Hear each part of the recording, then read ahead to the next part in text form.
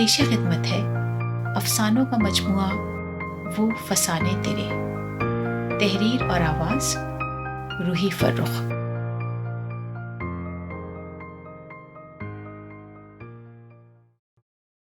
13 مسالے۔ Ton ton ton, school کی گھنٹی کی آواز کے ساتھ ہی اونگتا ہوا فضل ہڑبڑا کر اٹھ بیٹھا۔ ارے باپ رے، 12 بج گئے۔ اسے لگا جیسے وہ لمحہ بھر پہلے ہی سارے کام نمٹا کر کمر سیدھی کرنے کی نیت سے لیٹا ہو۔ اٹھ فضلے، جلدی کر، یہی وقت ہے کمائی کا، اس نے جلدی جلدی ہاتھ چلاتے ہوئے اپنے آپ سے کہا۔ سامنے سے بچوں کے غول اسکول سے نکل کر یوں شور مچاتے بھاگے آ رہے تھے جیسے جیل سے چھوٹے ہوں۔ چل بھائی، جلدی جلدی پلیٹیں بنا، مکس چاٹ مسالہ تیز، مکس چاٹ مسالہ تیز۔ اس نے بچوں کی نقل اتارتے ہوئے املی کے پانی میں چمچہ چلایا اور سجے سجائے ٹھیلے کا تنقیدی جائزہ لیا۔ یہاں تک آنے کے لیے اس نے کتنی محنت کی تھی۔ ابا کے انتقال کے بعد 6 سال پہلے وہ جب اپنی ماں اور 9 سال کی چھوٹی سی بہن کو اللہ کے حوالے کر کے اپنی قسمت آزمانے شہر آیا تھا تو اسے بالکل اندازہ نہیں تھا کہ 2 وقت کی روٹی چلانے کے لیے اسے کیا کیا کرنا پڑے گا۔ اینٹ مٹی گارا ڈھونے سے لے کر سائیکل کے پنکچر لگانے تک اس نے سب کچھ کیا تھا۔ جب کہیں جا کے اس قابل ہوا تھا کہ سر چھپانے کو یہ کھولی کرائے پر لے سکے اور اپنا ٹھیلا لگا سکے۔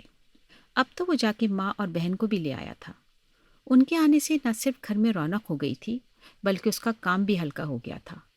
ماں اندر کے کام سنبھالتی تو بہن باہر کے دسیوں چکر لگاتی۔ زرینہ، زرینہ، چٹنی بنی کہ نہیں؟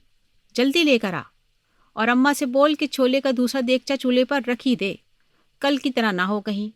آج کل فضلے کے چھولے وہ کیا بولتے ہیں باؤ لوگ؟ ہاں، ہٹ جا رہے ہیں۔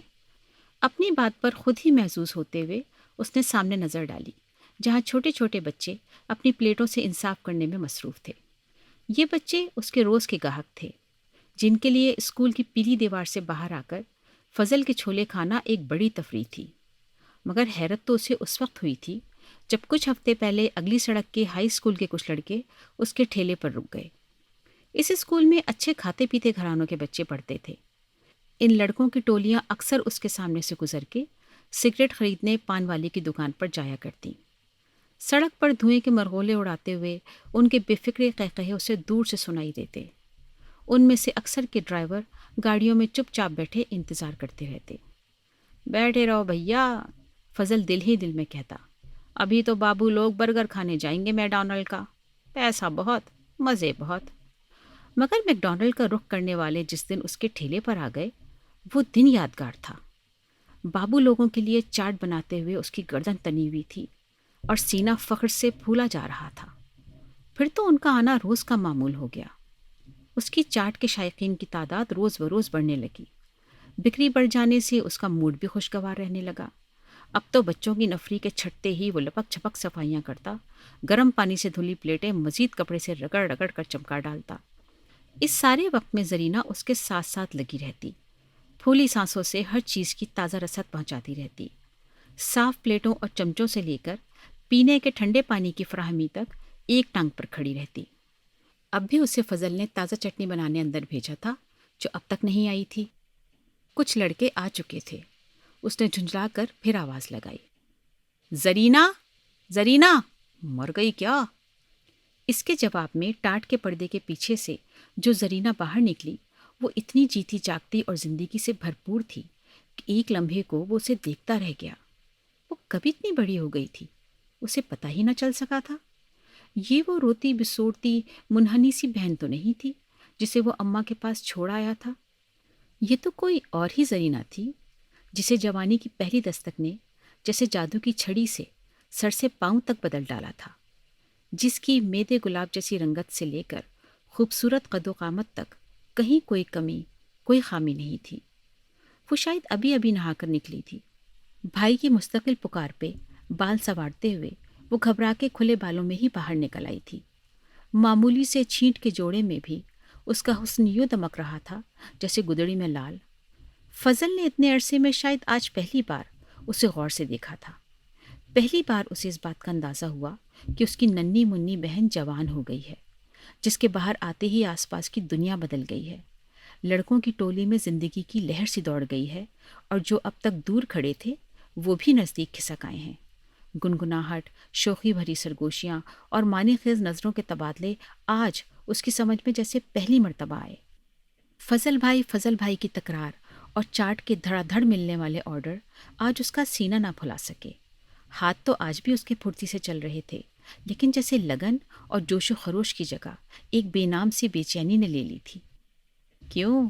کیسی ہے؟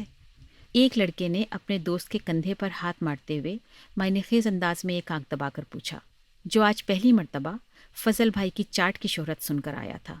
ابے یار مت پوچھ، مرچی ہے مرچی، آگ لگا دی ظالم نے سینے میں۔ اس نے دل پہ ہاتھ رکھ کے ایک ٹھنڈی سانس بھری اور پھر دونوں ہاتھ پہ ہاتھ مار کے ٹھٹا لگا کر ہنس پڑے۔ ہاں یار فضل بھائی، جواب نہیں تمہاری چاٹ کا۔ ایک اور لڑکے نے کنکھیوں سے زرینہ کو دیکھ کر چٹخارا بھرا۔ بات ہے کوئی، ایسے ہی تو دیوانے نہیں ہم۔ کہیں اور سے آواز آئی، بس ہاتھ ہاتھ کی بات ہے، ورنہ یہی 12 مسالے ہوتے ہیں اور جگہ بھی۔ یہ تو جادو ہے فضل بھائی کے ہاتھوں کا۔ ہاں یار، جادو ہی ہے۔ ہائے، آج تو مار ہی ڈالا۔ کسی اور نے زرینہ کے اڑتے بالوں کو دیکھ کر آنکھ کھینچی۔ آج وہ سب بہت خوش گئے، بار بار چاٹ بنوا کر کھائی، بار بار ٹھنڈی بوتلیں کھلوائیں، جی بھر کے تعریفیں کی اور جاتے جاتے فضل کو معمول سے زیادہ انعام دے گئے۔ کوئی اور دن ہوتا تو فضل کے پاؤں اتنی کمائی ہونے پر زمین پر نہ ٹکتے، لیکن آج جیسے اس کے اندر آگ لگی ہوئی تھی۔ اسے اپنے آپ پر حیرت ہو رہی تھی، جسے اتنی سامنے کی بات سمجھنے میں اتنے دن لگے تھے کہ اس کی بہن اب بچی نہیں رہی تھی۔ اس کا سارا دن سلگتے گزرا۔ رات کو جب وہ ماں اور بہن کے ساتھ روٹی کھانے بیٹھا تو بدلے تیوروں سے بہن کی طرف اشارہ کر کے ماں سے بولا، اس کو گھر میں رکھا کرو اماں، اب یہ باہر نظر آئی تو اس کی ٹانگیں توڑ دوں گا۔ دوسرے دن زرینہ باہر نہیں آئی۔ لڑکوں کی ٹولیاں حسب معمول موجود تھیں۔ مزیدار 12 مسالے کی چاٹ حاضر تھی۔ برف لگی ٹھنڈی ٹھار بوتلیں دستیاب تھیں۔ نہیں تھی تو زرینہ نہیں تھی، اور ایک اس کے نہ ہونے سے جیسے ہر چیز پھیکی بدمزہ تھی۔ لڑکے حیران پریشان تھے۔ ان کی بے قرار نظریں جیسے ٹاٹ کے پردے سے چپک کر رہ گئی تھیں۔ اس پر فضل بھائی کی غیر معمولی خاموشی بھی معمہ بنی ہوئی تھی۔ روزانہ سے زیادہ وقت ٹھیلے پر گزارنے کے باوجود امید پر آنے کے کوئی آثار نظر نہ آئے تو وہ مایوس ہو کر ایک ایک کر کے وہاں سے چلتے بنے۔ آج کسی کو فضل بھائی کی چاٹ کے جادو کی تعریف کرنے کا خیال آیا، نہ انعام دینے کا۔ سب کو امید تھی کہ کل معمول کے مطابق ہوگا، لیکن آنے والے سارے دن ایسے ہی روکھے پھیکے نکلے تو آہستہ آہستہ فضل کے ٹھیلے کی رونقیں مان پڑنے لگیں۔ لڑکوں کی ٹولیوں کا رخ بدلنے لگا اور فضل بھائی کے آس پاس پھر صرف پیلے اسکول کے بچے رہ گئے، جن سے ہونے والی کمائی کی فضل کو اب عادت نہیں رہی تھی۔ پچھلے چند مہینوں کی وافر آمدنی نے اس کا ہاتھ کھول دیا تھا۔ کتنی ہی ضرورت کی چیزیں اس نے قسطوں پر لے لی تھیں۔ اماں کے کہنے پر زرینہ کی شادی کے خیال سے بھی کچھ سامان بک کروا رکھا تھا۔ اماں کی کمیٹیاں تھیں، گھر کا کرایہ تھا۔ زندگی کی حقیقتوں نے جب منہ پھاڑ کے اپنا احساس دلایا تو اس کی راتوں کی نیند اڑ گئی۔ اب اسے ایسا لگنے لگا جیسے اس نے ہی شاید چھوٹی سی بات کا بتنگڑ بنا کر گھر آئی لکشمی کو ٹھکرا دیا تھا۔ کہاں وہ بات بے بات 150 کے پتوں کی بہار، اور کہاں یہ 10 روپلی کی پلیٹ۔ ارے کیا کر لیتے سالے، گھورنے کے سوا، اس نے بارہا افسوس سے ہاتھ ملتے ہوئے سوچا۔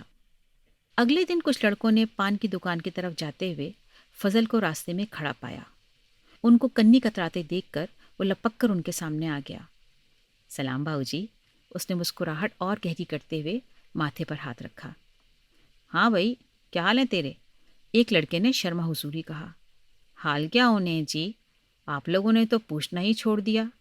اپنے فضل بھائی کی چاٹ بالکل ہی بھول گئے جی آپ لوگ تو۔ لڑکوں نے ایک دوسرے کی طرف کنکھیوں سے دیکھا۔ کیا معاملہ ہے؟ ہاں یار، بس وہ کچھ مزہ نہیں رہا تیری چاٹ میں، ایک لڑکے نے آخر کار کہہ ہی دیا۔ آئیں گے فضلے، پھر آئیں گے۔ انہوں نے جیسے جان چھڑاتے ہوئے چلنے کے لیے قدم بڑھائے۔ پھر کیوں جی؟ آج کیوں نہیں؟ قسم اللہ پاک کی، اگر آج آپ کو مزہ نہ آیا تو کل سے ٹھیلا لگانا چھوڑ دوں گا جی۔ اس کی آواز اور لہجے میں نہ جانے کیا تھا کہ لڑکوں نے جاتے جاتے پلٹ کر اس کو غور سے دیکھا۔ اس کے چہرے پر روزانہ والی خوش آمدانہ مسکراہٹ کے علاوہ کچھ اور بھی تھا، کچھ ایسا کہ ان کے بڑھتے قدم رک گئے۔ آنکھوں ہی آنکھوں میں کچھ اشارے ہوئے اور پھر جیسے کوئی فیصلہ ہو گیا۔ چل بھائی فضلے، آج تیری چاٹ کھا ہی لیں، بڑا عرصہ ہو گیا۔ فضل ان کو ٹھیلے تک لے تو آیا، مگر اس پہ عجیب سی گھبراہٹ طاری تھی۔ کچھ دیر یوں ہی یہاں وہاں کی صفائی کرنے کے بعد اس نے پلیٹیں بنانی شروع کی۔ لڑکے لیے دیے سے کھڑے تھے۔ تھوڑی دیر اور ادھر ادھر ہاتھ مارنے کے بعد آخر کار اس نے گھر کی طرف رخ کر کے آواز لگا ہی دی، زرینہ، زرینہ، تازہ دہی تو لے آ ذرا اندر سے۔ اس آواز نے جیسے سارے ماحول میں زندگی کی لہر جگا دی۔ 1 منٹ پہلے کے اونگتے ہوئے بیزار لڑکے تڑپ کر سیدھے ہو گئے، کالر درست ہوئے، بالوں میں انگلیاں پھری اور حشاش بشاش چہرے سراپا انتظار بن گئے۔ فضل کی آواز پھر ابھری، زرینہ، ارے او زرینہ! مگر زرینہ تو شاید کانوں میں تیل ڈالے بیٹھی تھی۔ فضل نے کنکھیوں سے آس پاس دیکھتے ہوئے خود ہی گھر کا رخ کیا۔ کھسیاہٹ سے تنتنایا ہوا تو پہلے ہی تھا۔ بہن کو سامنے صحن میں ہی برتن دھوتے دیکھ کر اس کا مزید خون کھول گیا۔ اس کے سر پہ ایک زوردار دھول جمائی اور غصے میں بھری دبی دبی آواز میں بولا، بہری ہو گئی ہے کیا؟ سنا ہی نہیں دیتا؟ تجھے اتنی دیر سے گلا پھاڑ پھاڑ کے بلا رہا ہوں، جلدی باہر آ ورنہ۔ زرینہ کی حیرت سے بھری آنکھیں جیسے اس کے حلق میں گولا پھنسا گئیں۔ نظریں چراتے ہوئے اس نے پھنسی ہوئی آواز میں بات پوری کرتے ہوئے کہا، ورنہ ٹانگیں توڑ دوں گا۔ اب فضل کے ٹھیلے کے آس پاس پھر رش لگا رہتا ہے۔ زرینہ پھرتی سے بھائی کے ساتھ کام نمٹاتی رہتی ہے۔ پلیٹوں پر پلیٹیں بنتی ہیں، ٹھنڈی بوتلیں کھلتی ہیں اور فضل بھائی کی پکار سے فضا گونجتی رہتی ہے۔ اور کیوں نہ ہو، اب فضل بھائی کی چاٹ کے 13 مسالے جو پورے ہیں۔